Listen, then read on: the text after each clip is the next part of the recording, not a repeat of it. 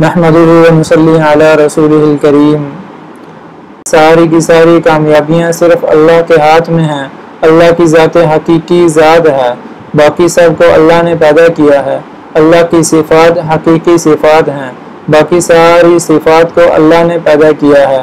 اللہ نے ہماری اور ساری دنیا کے انسانوں کی دونوں جہانوں کی کامیابی صرف اپنے حکم کو رسول پاک صلی اللہ علیہ وسلم کے طریقوں سے پورا کرنے میں رکھی ہے۔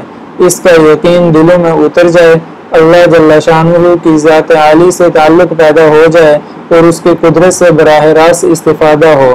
اس کے لیے حضور اکرم صلی اللہ علیہ وسلم ایک طریقہ لے کر آئے ہیں۔ جب یہ طریقہ اور سلیقہ زندگی میں آئے گا تو پھر اللہ تعالی ہر حال میں کامیابی عطا کر کے دکھائیں گے۔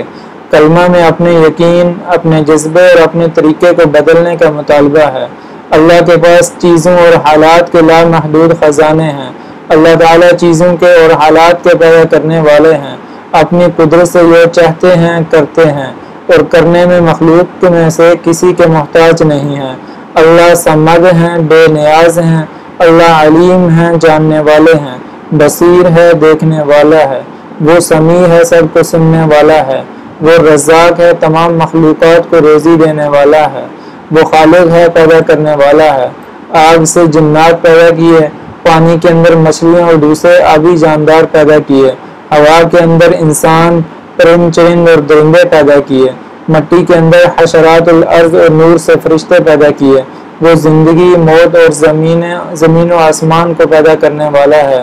چاند، سورج، ستارے، سیارے، سمندروں اور پہاڑوں کو پیدا کرنے والا اور بنانے والا ہے۔ عزت و ذلت کا فیصلہ کرنے والا ہے۔ ہر چیز پر قادر ہے اور ہر شے اس کے قبضہ قدرت میں ہے۔ اللہ کے پاس غیب کے خزانے ہیں۔ جو کچھ خشکی اور تری میں ہے وہ سب اس کے علم میں ہے۔ کوئی پتا بھی گرتا ہے تو وہ اس کو جانتا ہے۔ کوئی ذرہ یا دانہ زمین کی تاریکیوں میں کہیں گہرائیوں میں پڑا ہے، یا کوئی بھی تر اور خشک چیز ایسی نہیں ہے، وہ اس کی روشن کتاب میں لکھی ہوئی ہے۔ یہاں تک کہ ایک کالی چمٹی کالی رات میں کالے پتھر کے نیچے چل رہی ہو، وہ اس کے علم میں ہے۔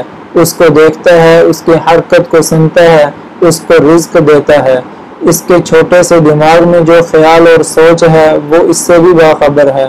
اللہ سبحانہ و تعالی ایسی پاک ذات ہے جس کو نہ اس جہان میں دنیا کی آنکھ دیکھ سکتی ہے، نہ کسی کے وہم و گمان میں اس حد تک رسائی ہو سکتی ہے، نہ اوصاف بیان کرنے والے اس کے اوصاف بیان کر سکتے ہیں، نہ حوادث زمانہ اس پر اثر انداز ہو سکتے ہیں، نہ گردش روزگار کا اس کو کوئی اندیشہ ہے۔ وہ ذات ہے جو پہاڑوں تک کے اوزان اور سمندروں تک کے پیمانے جانتا ہے، اور بارش کے قطروں تک کی تعداد اور درختوں کے پتوں تک کا شمار جانتا ہے۔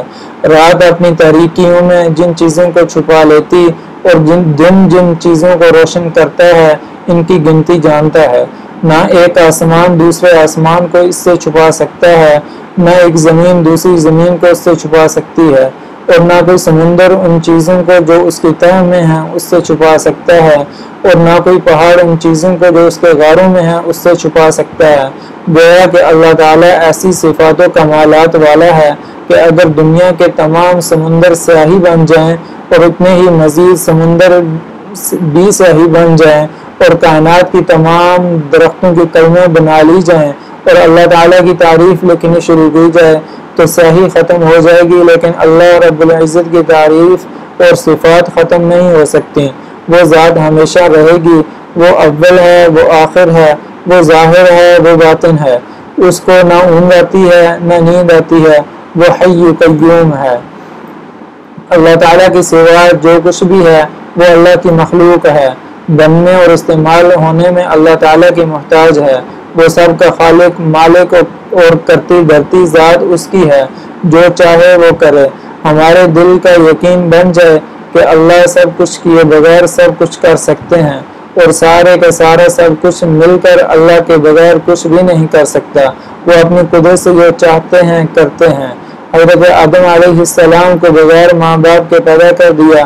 حضرت عیسیٰ علیہ السلام کو بغیر باپ کے پیدا کیا۔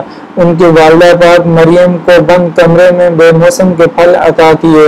ان کو حضرت عیسیٰ علیہ السلام کی پیدائش کے وقت تازہ کھجوروں اور پانی کا چشمہ عطا کیا۔ حضرت عیسیٰ علیہ السلام کو ماں کی گود میں گویائی عطا فرمائی۔ بڑے ہو کر ان کے ہاتھ سے مردوں کو زندہ کروایا، کوڑی کو ٹھیک کر دیا، مادرزاد اندھوں کو آنکھیں دلوا دیں۔ حضرت ابراہیم علیہ السلام کے لیے آگ کو گلزار بنایا۔ حضرت اسماعیل علیہ السلام کے ایڑیاں رگڑنے سے زمین سے آب زمزم نکالا۔ حضرت یونس علیہ السلام کی مچھلی کے پیٹ میں حفاظت کی۔ زکریا علیہ السلام کو بڑھاپے میں بیٹا ہونے کی خوشخبری سنائی۔ حضرت موسیٰ علیہ السلام کے عصا کو اژدہا بنایا، اژدہے سے پھر عصا بنایا اور ان کو بحر کلزم سے راستے دیے۔ حضرت داؤد کے لیے لوہے کے موم کی طرح نرم کر دیا کہ وہ اس سے اوزار بناتے۔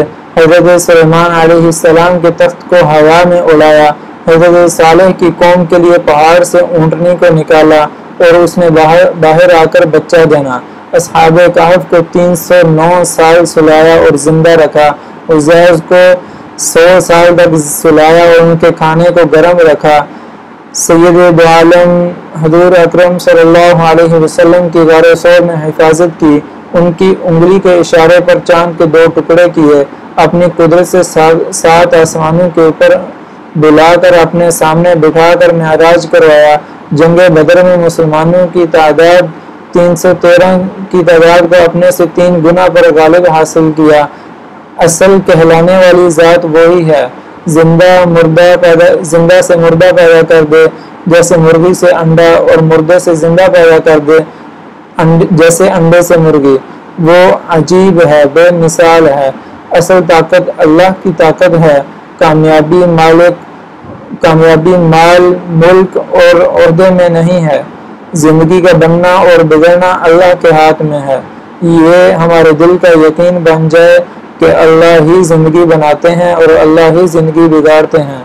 آگ نے حضرت ابراہیم علیہ وسلم کی زندگی بنا دی۔ نمرود بادشاہ کو تخت پر بٹھا کر اس کی زندگی بگاڑ دی۔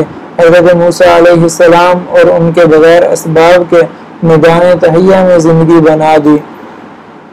کھانے کو من و سلوہ عطا کیا، سائے کے لیے بادل قائم کر دیے، پینے کے لیے پتھر سے 12 چشمے جاری کیے۔ حضرت یوسف علیہ السلام کو جیل میں رکھ کر زندگی بنا دی، مصر کی حکومت عطا کی، اس کے مقابلے میں نافرمانی کرنے والوں کو ناکام کیا۔ فرعون، قارون اور حامان کو حکومت، مال اور عہدہ دے کر زندگی بگاڑ دی۔ قوم نوح علیہ السلام کو اکثریت میں ناکام کیا۔ قوم عاد کو باوجود طاقت اور قوت کے ناکام کیا۔ قوم سمود اپنی لاجواب انجینئرنگ کے ساتھ ناکام ہوئے۔ قوم سبا کی زبردست نظام زراعت ہوتے ہوئے زندگی بگڑی۔ قوم شعیب اپنی تجارت میں زندگی بگاڑ بیٹھے۔ قوم لوط کی اللہ تعالیٰ نے ان کے برے عملوں پر زندگی اجاڑ دی، جبکہ اللہ تعالیٰ نے صحابہ کرام کی کچی جھونپڑیوں میں زندگی بنا دی۔ گویا کہ انسان کی زندگی کا بگڑنا اور بننا باہر کی ظاہری چیزوں میں نہیں ہے، بلکہ اس کے اندر کے یقین اور جسم سے نکلنے والے اعمال پر ہے۔ محمد رسول اللہ صلی اللہ علیہ وسلم کا مقصد ہے کہ جس طرح ہم نے حضرت محمد صلی اللہ علیہ وسلم کی رسالت کا اقرار کیا ہے، اس طرح ہمیں یقین ہو جائے کہ ہماری پوری کامیابی رسول اللہ صلی اللہ علیہ وسلم کے پورے طریقوں پر چلنے میں ہے۔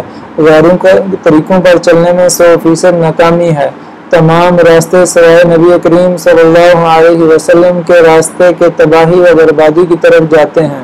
اللہ پاک کا فرمان ہے کہ اے محمد صلی اللہ علیہ وسلم کہہ دیجئے، اے لوگو، اگر تم اللہ تعالیٰ کے ساتھ محبت کرنا چاہتے ہو تو میری تابعداری کرو، اللہ پاک تم سے محبت کر لے گا اور تمہارے گناہوں کو معاف فرما دے گا۔